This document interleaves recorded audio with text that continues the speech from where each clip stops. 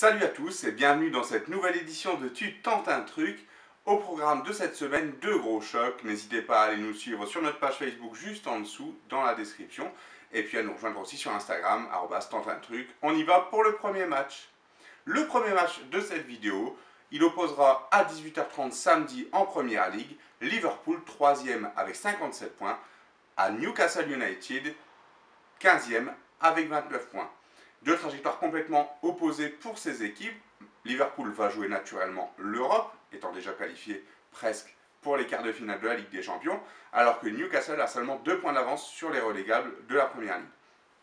A noter pour ce match que ce sera un des nombreux retours de Benitez à Liverpool. Benitez a été l'entraîneur de l'équipe de Liverpool lorsqu'ils ont gagné à Istanbul une de leurs nombreuses Ligues de Champions, avec un scénario incroyable, mené 3-0 à la mi-temps. Ils rattrapent leur désavantage, ils reviennent à 3-3 au temps réglementaire et s'imposent au pénalty pour gagner à Istanbul une de leurs Ligues des Champions. Les bilans de ces deux équipes sur leurs 5 derniers matchs: 3 victoires, 1 nul, 1 défaite à Swansea pour Liverpool, alors que du côté de Newcastle, c'est 1 victoire, 3 nuls et 1 défaite. À domicile, Liverpool, 4 victoires, 1 nul face à Tottenham sur leurs 5 derniers matchs, alors que du côté de Newcastle, c'est 2 victoires, 2 nuls, 1 défaite. C'est une équipe qui est assez difficile à manœuvrer, à savoir que Liverpool va recevoir dans quelques jours, en même temps que Paris Real de Madrid, Porto pour son 8e de finale retour, mais à la différence de PSG Real où ça peut être encore un peu serré, du côté de Liverpool, on avait déjà pris les devants et on s'était imposé 5-0 en terre portugaise au match aller. Donc nul doute que il va aligner Jürgen Klopp une équipe entre guillemets bis pour ce match retour, puisque 5-0, on voit mal Liverpool prendre 5 buts et ne pas en marquer sur le match retour. Donc je pense qu'il va plutôt privilégier le match de Première Ligue, surtout à domicile.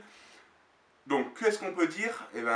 Du côté des absents, on a Klein et Ings ou Wijnaldum qui pourraient être absents. Klein c'est sûr, Ings et Wijnaldum on en est moins sûr du côté de Liverpool. Du côté de Newcastle, on a Gomez et Slimani, deux attaquants, et on a peut-être Gale et Shelvey. Gale c'est leur meilleur buteur du côté de Newcastle. A noter aussi qu'on aura, je pense, la présence de Salah sur le terrain. Salah, en 27 matchs de Première Ligue, c'est 23 buts et 8 passes décisives. Donc c'est très costaud, je pense qu'il sera vraiment pas loin du titre de joueur de l'année de Première Ligue.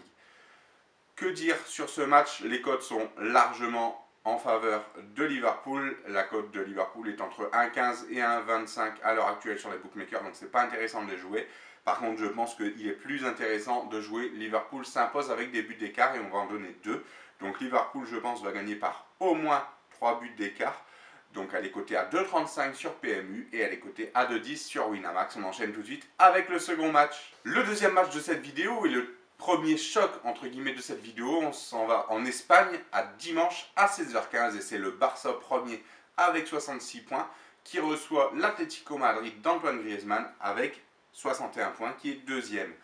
Les oppositions sur ce match, en fait, le Barça a tendance à ne pas jouer moins bien. Attention, ils ne jouent pas moins bien, mais ils ont plus de mal à marquer.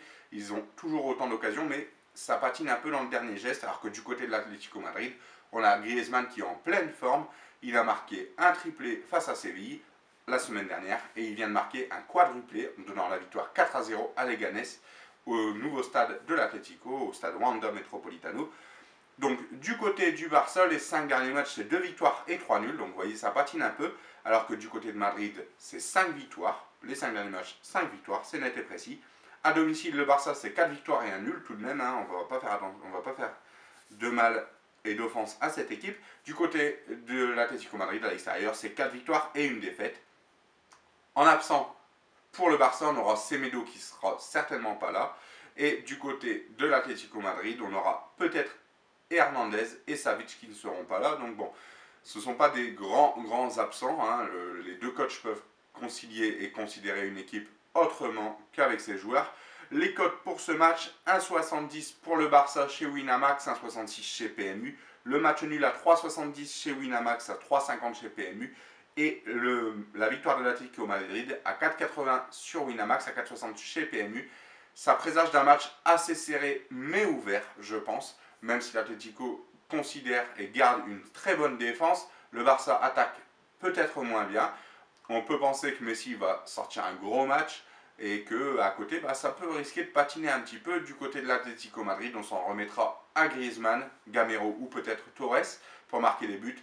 En tout cas, moi, ce que je vois ici, avec les matchs de Ligue des Champions qui attendent le Barça et les matchs d'Europa League qui attendent prochainement l'Atlético Madrid, je pense à un match nul entre ces deux équipes, côté à 3,70 chez Winamax, à 3,50 chez PMU. On enchaîne direct avec le dernier match et le dernier choc. À la différence du Barça-Madrid qui nous intéressait juste avant, on a ici un choc dimanche en Première Ligue à 17 h entre Manchester City et Chelsea. Manchester City c'est premier avec 75 points face à Chelsea 5e avec 53 points. On ne voyait pas Chelsea être aussi mal en cette saison. Mais bon, écoutez, que voulez-vous? Manchester City, les 5 derniers matchs, c'est 4 victoires, 1 nul. À domicile, 5 victoires, et toutes par au moins 2 buts d'écart. Du côté de Chelsea, à l'extérieur, c'est une victoire, 2 nuls et 2 défaites. Les 2 défaites à Watford 4-1, ce sont les derniers matchs. Watford perdu 4-1, et surtout Manchester United la semaine dernière perdu également 2-1. Du côté des absents, toujours les mêmes du côté de City, Delph, Fernandinho et Mendy, absents de longue date. Peut-être Sterling, mais ça m'étonnerait, je pense qu'il sera remis. Et Walker aussi, qui serait peut-être pas là. Je pense que ces deux joueurs vont revenir à leur plus haut niveau avant dimanche. Du côté de Chelsea, en absent, on a David Luiz, certains. Et en peut-être, on a Bakayoko et Barkley, Ross Barkley, le nouveau joueur qui a été racheté à Everton. Du côté des cotes, Manchester City a une cote entre 1,60 et 1,70 sur les bookmakers, selon les bookmakers. Moi, ce que je vois ici, c'est une victoire de Manchester City qui a été écrasante, notamment face à Arsenal. Ils ont marqué 3 buts en première mi-temps et honnêtement, ils auraient pu en marquer plus. 3 buts en première mi-temps à Arsenal. Franchement, c'est une attaque de feu Manchester City. Si la finale de la Ligue des Champions jouait aujourd'hui, je les mettrais directement en vainqueur. Mais bon, il faudra encore attendre un petit peu. Du côté des cotes, Manchester City gagne par au moins 2 buts à 2,20 chez Winamax et à 2,40 chez PMU. Voilà, c'est tout pour cette session de Tu tentes un truc. En vacances, on vous propose quand même nos pronostics. N'hésitez pas à nous rejoindre sur notre page Facebook, sur Instagram, @tente un truc. Et puis, n'oubliez pas que le vendredi, tu t'es permis. Bon gain, bon week-end, bon match et salut!